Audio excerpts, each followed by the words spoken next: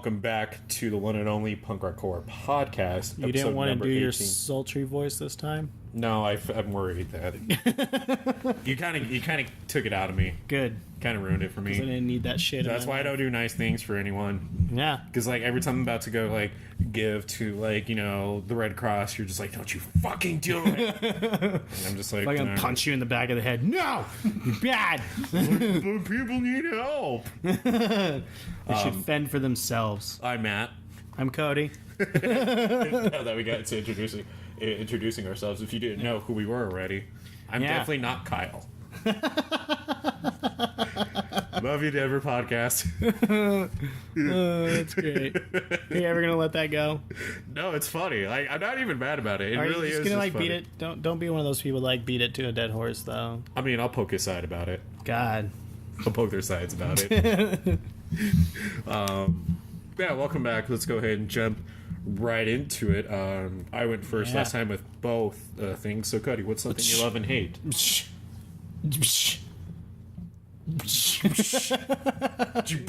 Me?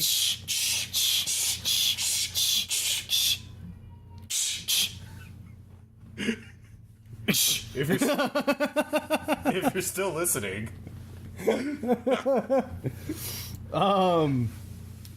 I am never prepared for these things. Do you want me to... Actually, no. Something I love.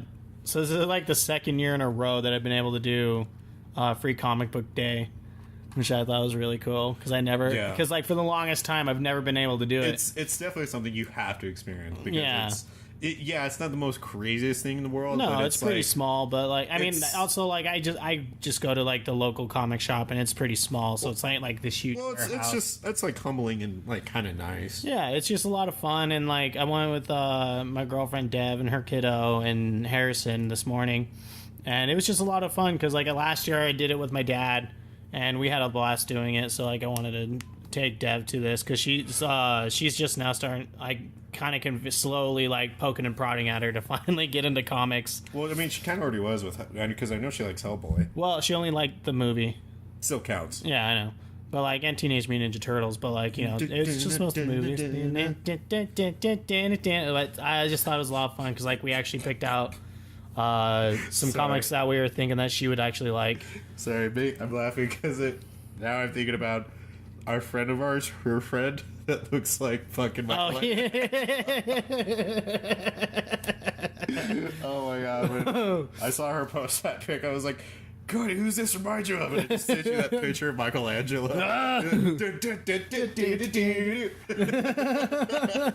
Oh, it's such a mean thing for you to say, but it's hard not to see it. Yeah. Oh, that's so horrible. But yeah, so there's the definitely that was really cool. So that's something I definitely loved. Also, it was just kind of cool experiencing that, with my significant other too, because like she's not huge into like the comic book movies and stuff, except for like Hellboy.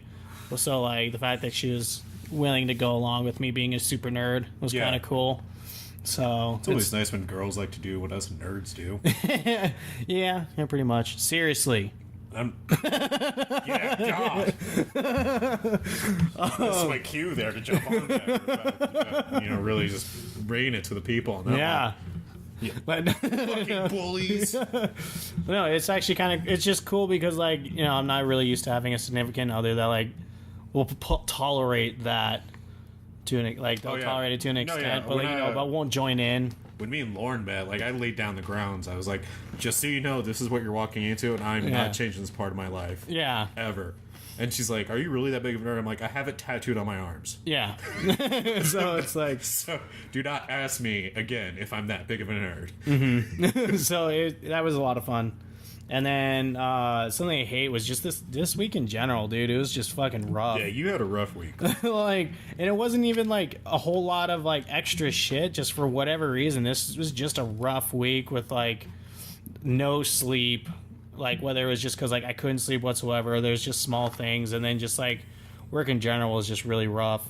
Yeah. And then even though I know it's it's just so there's like those small things that just kind of agitate you, even though it's like out of the good conscience of someone else, but they did it without you. Yeah. So I'm getting a new bed, and like I love my mom, and I love the fact that she's helping me out, and she ended up buying me a bed and everything, and she got me a whole new set for it. The thing that agitates me the most is how it happened, because I called her up one night. I was like, hey, because she said she got her tax money, so she's gonna help me out get my bed. Yeah. She was like, just go to the store, pick a bed out, or like go online, find a bed. Just here's your range of like money that I'm willing to spend for it, because she's also getting a new car, so she could finally come up and visit me and stuff. Instead, I know like beds are really important to you because you have an actual like back condition. Yeah. So I was getting on Friday. Like I went and saw Infinity War by myself, which is first time ever going to see a movie by myself. It was weird. I felt a little sad in the inside, but I needed to see the movie because I was getting tired of like avoiding everything and yelling at people, shut the fuck up. Well, and that's plus also, if I didn't see it yesterday, a huge thing would have got spoiled for me today at Free Comic Book Day, because there's two guys talking about it in the front, and those guys need to die. Yeah.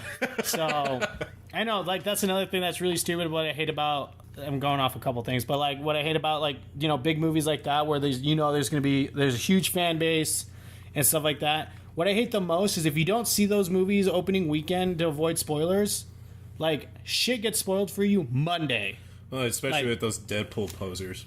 Yep, Deadpool posers, or just like, yeah, especially them, and just like just like other sites in general, like Screen Rant. I like Screen Rant because I like seeing the fun facts about some movies. Monday, I woke up at like 8 a.m. Instantly, there was a spoiler for Infinity War. Get your shit together, Screen Rant. Stop fucking up. Well, it's like with those kind of movies where it's like, you see all these posts about like before the movie comes out, where it's like, don't be that person and spoil the movie for your friends and stuff like that. Yeah. And like and there was one on Screen Rant, and then Monday they were like, bam! It was just like. Luckily, like I scrolled past it. Only one thing got ruined for me, but I didn't know the context of it. We can just say they're terrible people. They are terrible people. I only watch their honest trailers. That's it. Yeah. But anyway, so like going back to what I was saying is like the one thing that kind of agitated me a little bit is that my mom ended up just getting the bed without talking to me, and like I love my mom. I can't thank her enough for doing that for me and stuff. But like because like I called her up and she told me all that, and then she just went out and did it anyways. And then the way she even got the bed, she was like, yeah, it fell off the truck, so I got it for a discount. And I was just like, really? You bought the bed that fell off the truck? She was like, well, there's nothing wrong with it. Like there's just a little scuff on it. There's a dead raccoon on one. And they said they can't sell it brand new. It's a brand new bed. No one slept in it. It's brand new straight out of the packaging, but the packaging got a little torn.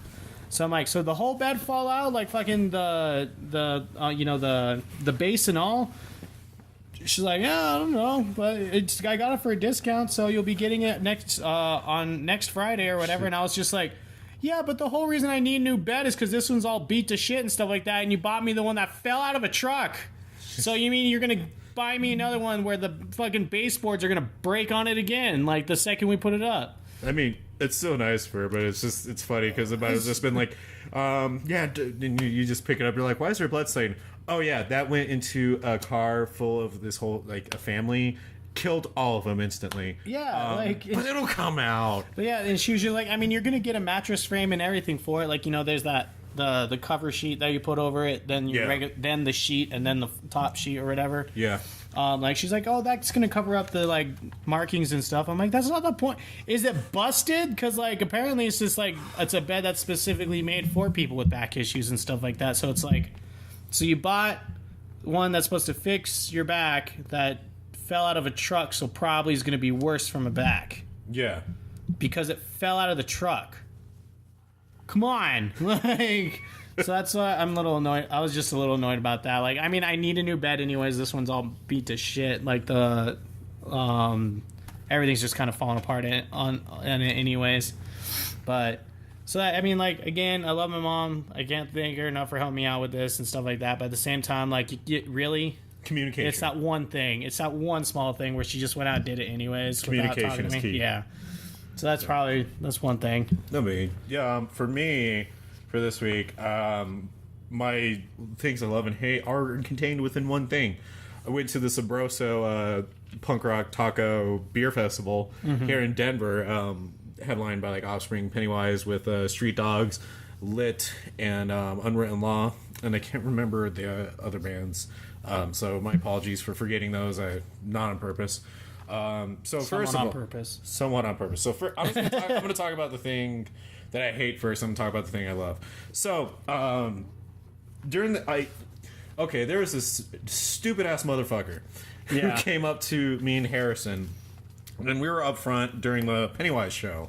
And this is the first time in my entire life I've ever gotten to see Pennywise up front. You know, same with Offspring. And so we were waiting at the barricade for this, a whole long time, and I started getting pissed off because this dude fucking comes up out of nowhere and he's like, hey man, do you mind helping me support me on this barricade so I can jump on the stage? And he's asking me and Harrison that in the middle of the show, and I just told him no. And then he's just like, why? And I'm like, because I want to enjoy the show. And he's like, really? I'm like, yeah, really. And like, I'm not making this dude up. This is legit what happened. And he's like, really? I'm like, yeah, really. And he's like, are you kidding me? I came all the way from Chicago for this. And I was like, then I guess you came all the way from Chicago for no reason, dude.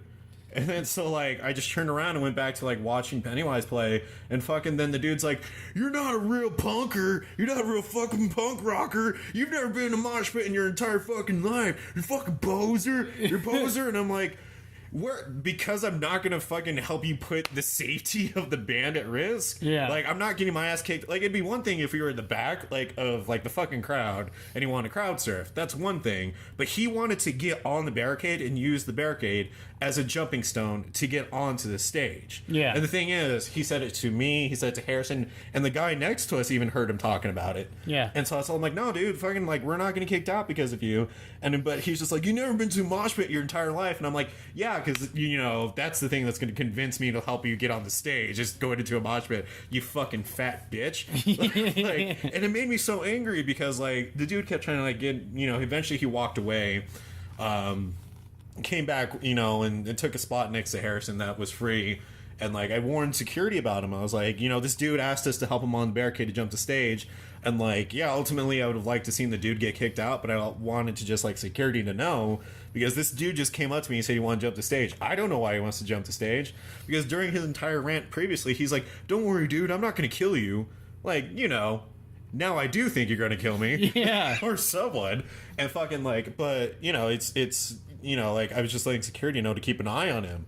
Because it's like, if this dude does jump the stage, I have no idea if he has good intentions or not. And I don't care if anyone is like, oh, that's not punk rock of you, dude. Like, well, fuck me for trying to make sure everyone has a good time. Yeah. And also it's like, it's hard with everything that's going on now. Like, you have to be extra paranoid of people with mass shooters and shit like that. It's just not. And so, like, no. Like, and so I was letting security know.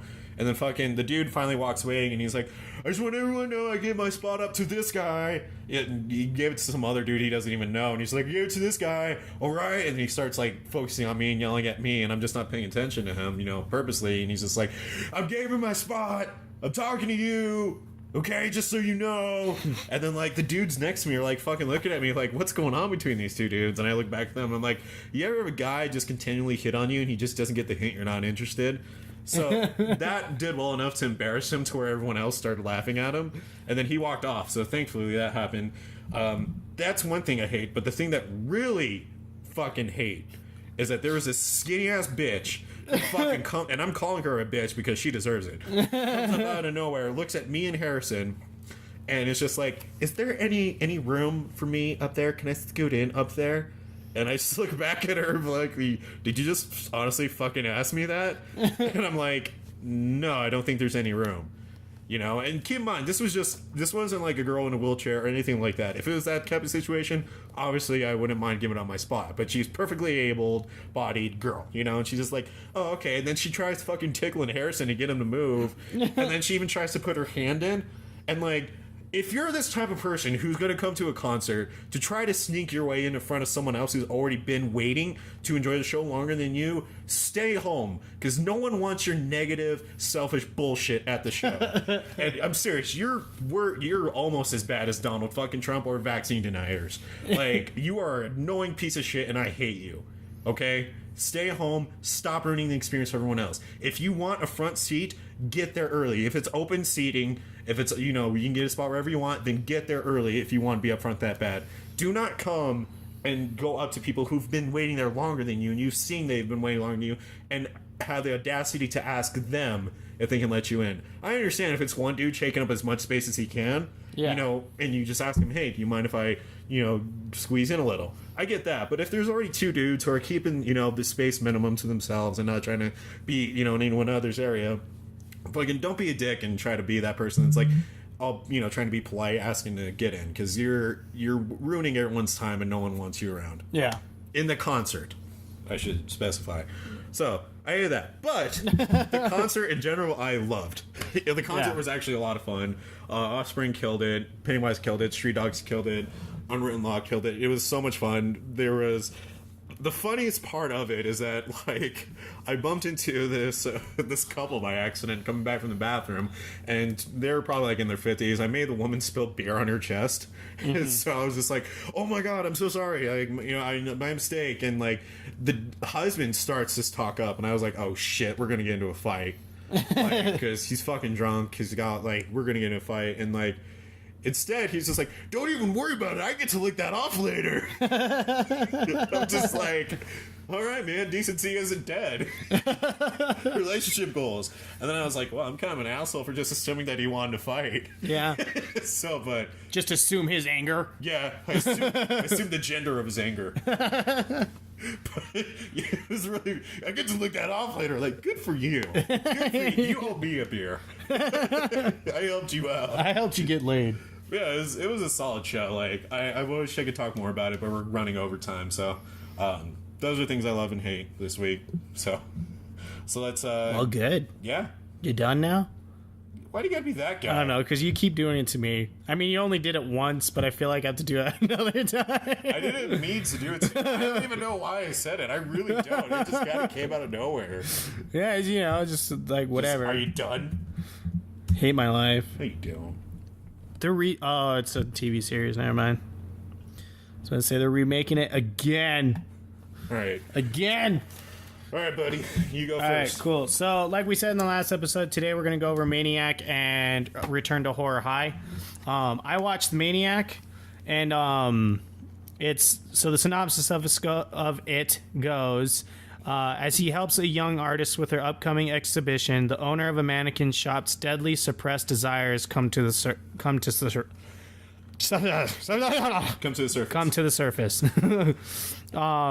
It's directed by Frank Calfoun. I think you had it right the first time. Frank Calfoun. It's written by Alexandre Aja. She did the screenplay, and then Gregory Levasseur, which also did the helped with the screenplay. And then because this is actually a remake, the original screenplay was done by Joe Spinell. So the cool thing with this slasher flick is that it's all done from first person. And also, I just want to point out, it stars Elijah Wood. Yeah. As well. Starring Elijah Wood, Nora Arnezeder, America Olivio, and Anyways, those are kind of the mainstays of the movie. But anyway, so the really cool thing about the movie, it's all done from first person. So Elijah Wood's the killer. That's not really a spoiler. So blah blah blah. Because you're seeing the whole movie through his eyes, throughout the entire movie. There's only a few spots that it goes to third person, but it's all from first person. Well, I mean, because doesn't it go into more into the mentality of a serial killer? Yeah. His perspective. The one thing that before I go over that aspect and everything, one thing that I really liked was actually the video work of the first person angles and everything. Okay, so one thing when you because there's not really a whole lot of first person movies. You mean point of view? Yeah, first person point of view movies. There's a couple. There's that scene in Doom, and then there is Hardcore Henry, And there's another movie that was all like actual like out of their eyes instead of not like found, because when you think first person you're thinking found footage. That's not it. They're actually carrying the camera, so you're supposed to see the camera. This is all seen like you're seeing everything happen from Elijah Wood's eyes. So like that's the whole thing. So whenever they do scenes where you see his face in a mirror, like side mirrors, not even just like the front one, like when he's looking in a mirror, it's really cool to see aspects where you don't see the camera. So it's just like that work is really good. Well, and you don't even see his face until 12 minutes into the film. Mm-hmm. So it really cements you in his perspective, his shoes for the whole movie. Yeah, because the only times you really see his face are when there's mirrors or reflections and stuff like that, which is really cool that they did how they did that work, because like you don't see the camera or whatever. Yeah. And so like I said, there's only a couple points in the entire movie where it's not first person anymore. And that kind of those are one of them is one of my cons for the movie, but I'll get into that a little bit later. So like the cool aspect of it being from first person also is like it makes every kill in the movie like super uncomfortable, like because you're seeing it through his eyes and it's like you're seeing it right there, and it's unsettling. I haven't had a chance to watch it, but does he make his victims look away or close their eyes or anything? Nope. Oh, okay. No, it's just straight up. He's just like going at it. Well, because like the reason I asked that is because most serial killers tell their victims not to look at him because it makes it too personal. No, the fact that he looks at him even makes it more intense and unnerving. Well, he scalps him. Oh, so so there's where like the uncomfortability comes in, is that he scalps every victim. Yeah, so like that all happens in like the entire movie. Like every kill, like you're super uncomfortable. There's only one that you're not, and I'll get into that in a second. But like, because you feel the see the fear from them, since it's like you're seeing it from his eyes.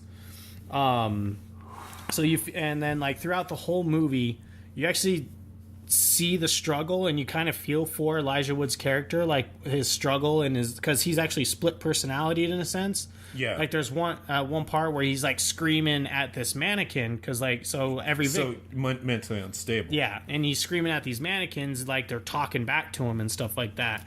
And like it reveal it's kind of a spoiler, but you see why he's doing all this later on with one of his kills. But like, and so like he's just screaming at the mannequins and stuff like that because he runs a mannequin shop. Yeah. Which, who knew that was a lucrative business? Yeah, I know. And so then, like, when he meets Anna, the other main character of the movie, he feels for her because she's an artist, and so what her artistry does, she's a photographer artist, and so she ends up using his mannequins that he has, in her art, and so like he starts relating to her because she has the aspect of the mannequins have more personality than actual people, so she relates more to her artwork just like he does. So the usual edgy art student. Yeah, basically. And she's French, so that doesn't help either. Ooh, I bet she's been to all the Arcade Fire concerts. Yeah, but like probably. But like it was just really, and so he starts relating to her, and like he starts falling for her and stuff because he sees more personality in his mannequins. Wholly different reason than she does. She does it for the art. He actually sees the people that he killed as the mannequins, because what he does is that he scalps the women that he kills, and he staples their scalps onto these mannequins and dresses them up exactly how he saw them before they died. Oh my god, and he's not married? I know, right? But like, and so like they come back to life to him, like he sees them, and so like seeing his like mental instability throughout the whole movie, because like before each kill, the screen kind of goes all blurry. He has a migraine, because it's not like, he goes in this like fit of rage. He ends up having a migraine, and you hear and he screams and stuff because you could hear his struggle and his pain. And then it's always after like one intimate moment with the girl Anna, and then he just goes off the deep end and kills someone. And so like, again, seeing all these kills from first person, like it's visceral, and it just makes you uncomfortable because you're seeing it from first person, and it's so real. Like there's this one scene where he slices this girl's Achilles tendon. Oh god. Oh my god. And you see her, and you see her foot buckle. And so because she's standing on one foot when she does it, she's taking a step, and then right when she steps, it goes slink. Right in the eye. Oh my god. Jeez. And so like, so that happens, and then also like with going back to that again, coming from the first person view, is that it's all because it's all first person. You actually feel the uncomfortability of the women because they're watching you. So when he's stalking him and he starts chasing them and stuff, it makes the movie personal. Yeah, because they're looking back at the camera, which is Elijah, which is you watching it, and they saying like "leave me alone" or like "help, help," and like looking back and stuff like that. So one of my biggest cons in it is so after the first two kills, first two kills in the movie, the next two are third personed. So like right before he kills them, it kind of does this like pan around so you see Elijah's face as he's killing him. Yeah, like one of them you don't even see, like he stabs her a couple times, then it pans around to third person and you're seeing Elijah's face, so you're not in his head anymore while he's stabbing her, and then he scalps her and it doesn't even show that part. But like that, it kind of took me out of context. I mean, I get what you're saying, but I'm guessing they probably did that because it would have probably made it too intense or made it close to like snuff territory at that point. No, the next one does. Oh, so okay. So like because of that one, it just kind of took me out of that one. But like so when he's stalking this kill, like he's in her dressing room at one point because she's like she's a curtain dancer. Yeah. And like there's this whole part where it's like it's beautiful, it's showing the beauty of this woman and stuff like that, and why he picks them, because he always picks like really beautiful women, except for one of them. She's ugly as fuck. Well, no, she's older. Like she's pretty, but she's older. Old and it's people are because ugly. well, yeah. But so when but it really took me out of it, and that's like because it took the intensity out because it goes to just him, and like I get it because you want to see the pleasure on his face in a sense. But like I feel like they should have never done that when they did the third person to him stabbing her and then scalping her. I get what you're saying. Although I will say this as a side note, this movie would have been a perfect 100 on my scale if they had Sean Astin as the investigator. Sam's got a random photo again. Well, there is no investigator. Oh, there isn't? No. Okay, I haven't seen the movie, so... Okay, so... Because the whole movie is just from Elijah Wood's point of view. Well, still, though, if there was an investigator, like, it should be Sean Astin. Well, the only time that you see, like, an investigator is when Elijah Wood's watching the news, and it's showing... they're talking about all the deaths of the women and stuff like that. Sean Astin should be the news reporter. Yeah. Or Billy Boyd. And so then when you starting to feel for Elijah Wood's character, like why he's doing all this, like why he's specifically targeting like women and like most of them brunettes, is that he starts having flashbacks of his mother, and his mother was a hoe. Oh, like, wow. So like you see like from his point of view, like her having sex with all these guys and stuff. Before you continue, so it sounds like he has the trifecta. He has childhood trauma. Yep. Does he have? Did he ever get hit on his head, like sort of head trauma? I don't know. It doesn't show that. Okay, we can talk about that. And then, what was the third trifecta? The thing that I think it's like the thing that makes him snap, which you already covered that. It's any niceness to him kind of makes him snap. So yeah. So like one of the major kills is that he ends up going on a date with this girl. Okay. And like they meet online and they go on this date, and so she starts giving him head. And so he's not used to, someone finding him attractive and being nice to him. So he responds accordingly by killing. Yeah, he strangles her till she dies, and then he scalps her. So this is sex. Yeah. Well, like, okay, so this is the second time I've seen this movie, and the first time I saw it, I totally thought he killed her by just, like, shoving his head down her throat and making her suffocating. Yeah. I thought that's how he killed her. Like, I'm not even lying. I was like... I remember there was a very uncomfortable sex death in this one, and that was that one, and I was like, oh, that's not how he did it. He just strangles her. And, like, okay, so here's what's, like, also off-putting about it. So she likes it rough. She actually, right before she dies, she smiles because she liked the fact that he was choking her. Fuck? Yeah, this whole movie makes you feel uncomfortable. But, yeah, so, like, you see his childhood trauma by him having, like, flashbacks of his mom having all this sex and stuff like that. And so when he kills one of the women, he keeps calling her mommy, and this is where the third person point of view actually benefits it. And so she's still alive, and he's like cutting her back, and then he shows him like laying on her and crying, saying, "Never leave me, mommy. Don't sleep with all those men." So it really and then he does. like scalps her alive, and it shows it like hardcore as him ripping her hair out like after he scalps her. So it really does go over, what makes a serial killer. Yeah. Because even going back to real quick, the Golden State Killer, like one of the victims, that he was saying mommy when he was attacking the victim, but it turns out that he was actually saying Bonnie, but still saying the name of the person who had that huge effect on you that kind of like made you snap and lay that ground for you mentally for the serial killer. Like the fact that they included that in the movie is good. Yeah, I want to say like it's not good because he does it, but it's good because it really adds to like why serial killers do what they do. Yeah, not trying to make it humane, but you get what I'm saying. Yep. Yeah. So it's really good because he also throughout the whole movie also there's scenes where he starts seeing himself turning into a mannequin. Like there's this part where he's like scrubbing. That he's going more unhinged. Yeah, he's scrubbing his hands because he's trying to get the blood off from his last kill and stuff like that. And then all of a sudden he puts one hand down and then he picks it back up and it's a mannequin hand.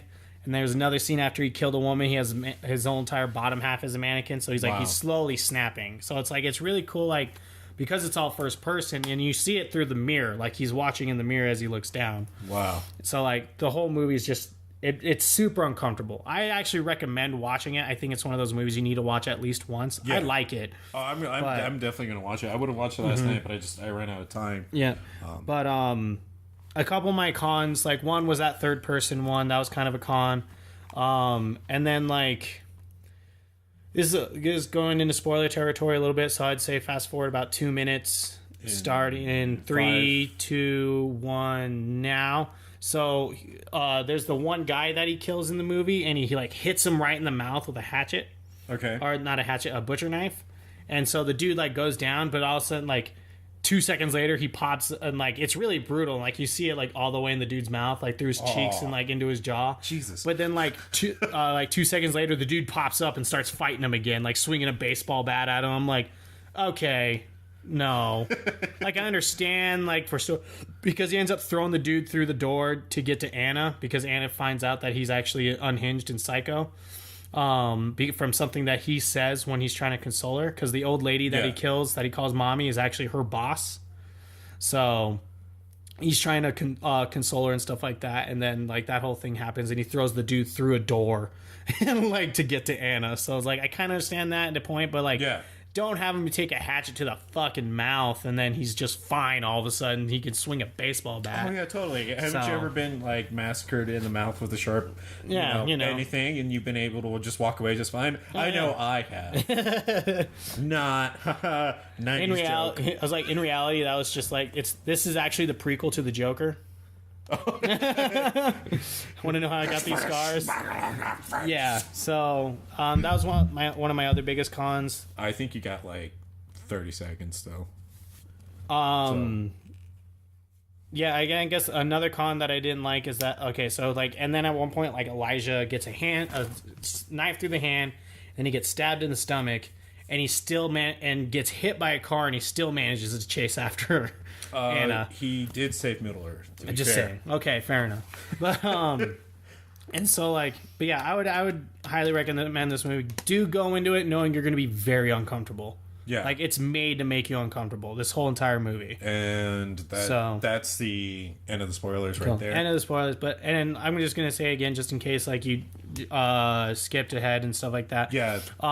Definitely, I recommend this movie for at least one viewing, and because and understand this, it's made to make you uncomfortable. That's the point. And going with what you're saying, you definitely want to watch this flick with other people who are horror buffs and are into this kind of stuff. Yeah, this is definitely not one that you introduce someone to horror. This is not a gateway one whatsoever. So if you have a girl or guy you're with that's huge into horror, this is a good one to watch. Or if you have a bunch of horror friends, watch it with them, but do not just show this to your parents who do not like horror movies. Yep. And what's really funny is that when this movie came out in 2012, Bloody Disgusting said this was their number one horror movie of the year. Oh, good old Bloody Disgusting. Yep. I'd love to be able to work with them on something at some point. Right, that'd be awesome. That'd make me so happy. So we'll just throw out a couple interesting facts for Maniac. Upon meeting Frank at the restaurant, Lucy says she's happy that he's not, quote, fat with long black hair and greasy skin full of acne, unquote. Which, while it's not flattering, would be an apt description of Joe Spinell's Frank in the original. Yeah. So, another fun fact about this. There's actually comics about this, about the original. Really? Yeah, so when I went and rented this from Gorehound, he had the comics for sale. Shout out, Gorehound. Yeah, Gorehound's Playground is a horror shop. We want to work with you. Hit us up. Yep. Let's do something. But yeah, he showed me a bunch of these like horror comics and stuff like that, and Maniac is one of them. That is tight. Yeah, and it's the original guy, so the one that she's talking about. Nice. So. The movie also features the song, quote, Goodbye Heroes, unquote, by Q Lazarus. The song was also featured in The Silence of the Lambs, 1991, another movie which is about a serial killer who skinned people and had issues with his mother. Mm-hmm. So, fun facts about that. If you want, we can give one more, but it's a spoiler. Yeah, here's another spoiler one, so I would say skip ahead 1 minute. So in 3, 2, 1. So right after the scene when Frank kills the girl in a parking lot and he stands up with a knife in one hand and scalp in the other, you can see his reflection for a few seconds. That is intentionally styled as the poster in the original movie Maniac. Wow. That's pretty cool. I like that. Yeah. That's nice. That is nice to know. Mm-hmm. So, and cool. That's, I think that's been about like a minute. Yeah. So we're back again from the other spoiler. Any other last words you want to give? Definitely check it out. Elijah Wood does really good in it. And like, so another thing is that you can't tell from some of the shots and stuff like that, because he's usually like, whenever he shows some of the full body shots of him, he's most of the time he's like wearing a coat or a shirt or something like that. Yeah. Or like a loose shirt or jacket. So the few times that you see him without it, he's scarily ripped. Like, he's swole in this movie. He did do a lot of mountain climbing. Yeah, I know. I'm just saying, like, because there's this scene where he gets his arm cut and he's like, ah! And you just see the veins in his, like, muscle. I was like, Jesus, Elijah. Like, all them orc training. Where was all this before you went to Mordor? He came back and he went to the gym and he was like, never again. Yeah. Never again. And, like, Sam actually died on the way back. And so, like, he thinks Sam's still alive. And it's just, like, Obi-Wanning through the entire time for him. What do you think, Sam? Kill the girl.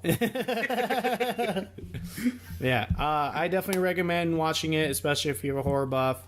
And one more time, like, know that it's going to make you uncomfortable.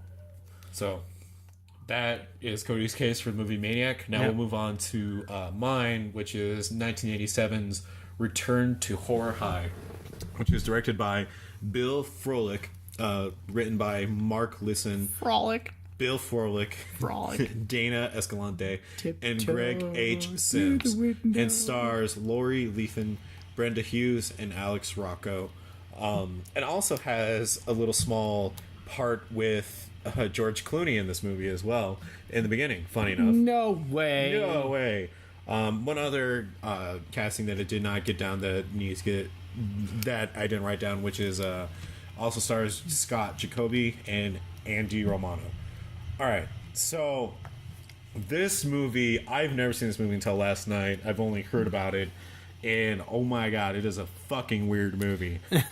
So, okay, so here's why. And I'm going to make the best case I can to explain this movie to you, because this movie is pretty hard to explain, because you have to see it for yourself. So, the summary of the movie is: a few years ago, a mysterious serial killer caused panic on Crippen High School. The killer was never caught. A movie company, Cosmic Pictures, has decided to make a feature movie about these events on location at the now abandoned school. Since members of cast and crew disappear without a trace, it seems as if history is repeating itself. And so, with that being said, it's literally the filming of a horror movie set in a horror movie. So it's like the horror movie of Inceptions. It was Inception before Inception. So, and I'll make that case as I explain to him. I'll make that case as we go on. So, obviously, first, let's go for the pros. This is a very unique premise for a 1987 slasher fic. it even has a great amount of that 1980s, slasher nostalgia, where like in the opening credits, it's, as it introduced the actors, it says starring in Pieces. So, which I really love, because it's something you don't see anymore these days, is that really quirky, macabre kind of like humor that the 80s was known for their flicks. And so that's what also adds into this, is the classic 80s atmosphere, which is, for this movie, has aged well. So yeah, there's a lot where you can see like it's brings down the movie too much, where it's like you can't really connect with it because we weren't born in that era, decade. And so, but its 80s atmosphere has aged well, and it's really surreal seeing a young George Clooney, and holy shit, he has bushy eyebrows. I'm serious. Like, I could just go on his face and like put his eyebrows over me as a blanket and go to sleep. Like, carry me away, George. In your sexiest man alive. Carry me away in your Batman nipple costume. You have the Bat credit card. And it also has some pretty good humor. I didn't want to go over to the humor too much because it's not as apparent in the movie, but when the humor does come up, it is actually pretty funny, and it's pretty fun to watch. It's definitely adds a little more zest to this movie that's kind of confusing, honestly.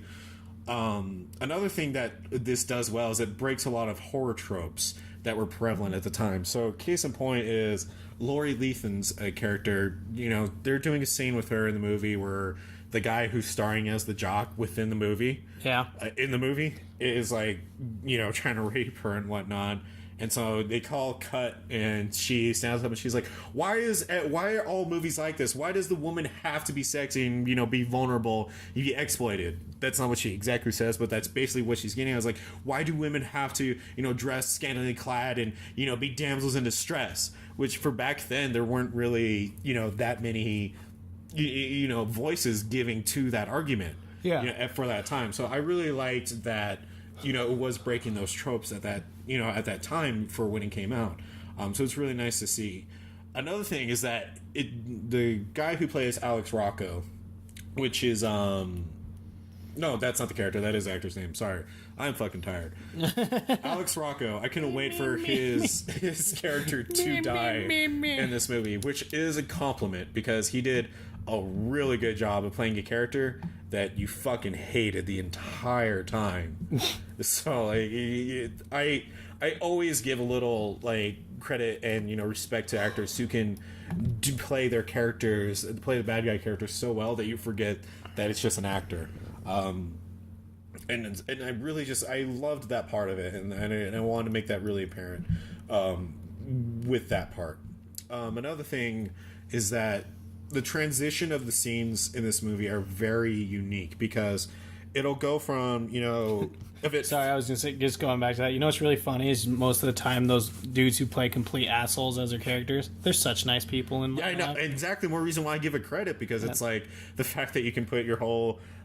that you're nice behind and be this complete and total fucking jerk. Yeah, like Draco Malfoy from Harry Potter. Yeah. He's such a piece of shit in the movies, but the actual actor... total sweetheart. Yeah, he's such a good guy. Well, that's why I wanted to give credit to it, because especially for like this kind of like cheesy 80s acting, he did a really good job of selling his character, and I really, really enjoyed it. But anyways, on to the transition of scenes. It's so unique for this nature of film because it'll go from they're filming the movie within the movie to real life events that are happening. And so it throws you off, but it's very unique for this type of movie. And that's kind of like what I mean, where it's like Inception, like, the movie in Inception, where like you can't tell when it's a dream or not a dream. Like in this movie, you can't tell when it's them filming the horror movie and when it is the actual horror movie itself. And so I feel like that is something that can be a pro for this movie. Also, Laurie's character is again, she's great for when she stands up for how, females are exploited in, these 80s slasher flicks, and how they have to always be wearing a bra or nude and whatnot, the very, very stereotypical damsel in distress. So I loved that scene a lot because it's at first it seems kind of comical, but when you really look at it, it is like focusing on an issue that matters within this genre. especially for that time. And it's also really inventive for keeping you guessing who the killer is. Guaranteed, you're going to figure out, if you've seen a lot of slasher flicks, you are going to figure out who the killer is right away. But it does a really good job of keeping you guessing. So, like, one scene in particular, when they're walking through the school, Alex Rocco's character, a stagehand comes up to him and says, you know, Mr. Harry Selick, that is Alex's character that he plays, you know, where do you need me on set and whatnot? Is there anything else I can do for you? And the guy that comes up and talks to him, you only see the back of his head the entire time. You don't see the front of his face. Yeah. And so it really kind of plays off like, that's the guy. That is the guy. I guarantee, I have a good feeling that's the killer. And then later on, you see him get killed. And so I understand, like, for this day and age, like, that's not as subtle. You know, like, you can predict that stuff. But for a 1987 film, like, this goes into, like, breaking those tropes for back then. Yeah. So it does a really good job of, like, keeping you guessing on who is actually the killer. And so that's what I really love about that. And the kills in this are really creative. So there's one killing that's my favorite where a guy basically gets, I won't give away who it is or anything because, you know, I still want people to see it. But anyways, a dude gets trapped, and what is that? Where it's a it's a rope that latches onto your legs and lifts you up in the air. Noose? Yeah, kind of like a noose, but grabs my legs, lifts them up in the air, and then a bag of sand comes down and starts up this propeller, and like this turbine propeller, and brings it closer and closer to him, and cuts him to pieces. That's what the killings are very creative for this movie, and I know that's something that's very important in slasher flicks, and that's the only one I'm going to give away. I try to make it a little vague because I still want people to experience the awesome joy I had when I saw it. Yeah. So the killings are great. Also, there's a very interesting dialogue in this movie as well about, you know, making horror movies for the art aspect of it as opposed to making horror movies for money. And that's where Alex Rocco's character and another character get into an argument because Alex Rocco's character wants to throw more blood into the scene, and yet the other director says, you know, no, I don't want this to be a huge bloody mess. I want there to be a soul to this. I want there to be art to this. And I feel like that's a very prevalent argument, especially in this day and age in the horror community, about, you know, should we make, you know, big, bloody, gory effects movies, or should we really emphasize the importance of the art that can be made from horror? Yeah. And so I really liked that was in the movie. It also hints at this movie's twist in a very good yet very subtle way. So, with that being said, I am now going to go on to my cons, which I have less cons than I do pros, so that's a good thing. So, in the beginning of the movie, you know, the horror movie that's being filmed focuses on the cop who is at the time, you know, around when the actual killer was killing the, you know, kids at the high school. Yeah. And so the cop himself is walking around the set, and then, you know, a guy pulls him into this like closet, and the cop thinks it's the actual killer, pulls out his gun, is about ready to shoot him, and they call cut. And so they're like, oh, what's the guy's name? I think his name is like Andy or something. He's like, Andy, what are you doing? Like, you're not supposed to be in the scene. You're supposed to be behind the scene. And I've made that a con because I was like, didn't anyone just keep their eye on the actual cop? Like, why are they just letting him walk around? Like, didn't they close off the set on both ends so he knows not to walk into that, you know, area? And like, that part I felt could have been more explained. I felt was a little bit of a loophole in there. Mm-hmm. Also, there is a point where George, who's, you know, George Clooney, walks off, and it doesn't explain why he even walks off. He's just like, hey, I got a part in this movie. All right, bye. He just like walks off, and then he's walking down this ominous hall with this creaking noise that's dark and misty, and it's not like he's not in a scene for the movie that's being filmed within the movie. Yeah, like it's now the actual horror movie. Like, he's walking down the ominous hall, and for some reason there's this little table of like candles going into this hallway, and I'm like, why do you keep walking? Like, you hear the creepy noise, you can barely see anything, you see the ominous candles. I understand that's kind of weird to point out, but still, there's ominous candles for no fucking reason. Yeah. And you keep walking down the hallway. God damn it, George, go put on your Batman nipple suit. Yeah, this is why you were the worst Batman. It also, I did make it a con because it does show you who the killer is early on. I'm not going to give it away who it is, but it does show you who it is. And so I'm making it a con in this case. Alex Rocco. It's not Alex Rocco. Yeah. I guarantee it's not Alex Rocco. But I understand that could also be made the argument for that it's good because it does break that conventional trope of keeping this slasher secret till near the end by showing you who it is in the beginning, so it makes you more nervous. But I felt like in this case it would be a con. And acting isn't the greatest. I cannot tell if it's on purpose or not because like there's a scene where the real life homicide investigators and cops are investigating the whole movie set afterwards, and they show you early on, like, so I'm not giving away anything, but like there's a scene where the investigator noticed the investigator and the cop noticed that the bodies are moving, or a body is moving, and he's just like, what is that? And she's like, what? It's like, the body's moving. Oh my god. And she like the cop reaches under like the fucking blanket covering the dead body, and he pulls out, you can tell, a fake severed arm, and she throws it at the investigator, and he's like, ah! Just like, what the fuck is going on? Because I can't tell if that shit's on purpose or not, because like there's a point where the same cop is like covered in like blood, and like doesn't even like, they kind of explain it, but it's not a good explanation for it, but she's like, there's so much blood, and she's getting like sensual with it. I'm like, what is going on in this fucking movie? Because then she's eating like a chili dog over the investigator as he's looking over his severed body, and she's like, what you got there, sir? It like drops like chili on his shoulder. It's just like, whatever. Also, I don't know if it counts as racist or not, but there's a custodian in this movie who is black and acts crude whenever you talk to him, and I felt like, I don't know if that counts as racist or not, because it's only like, if he says white boy cracker or honky.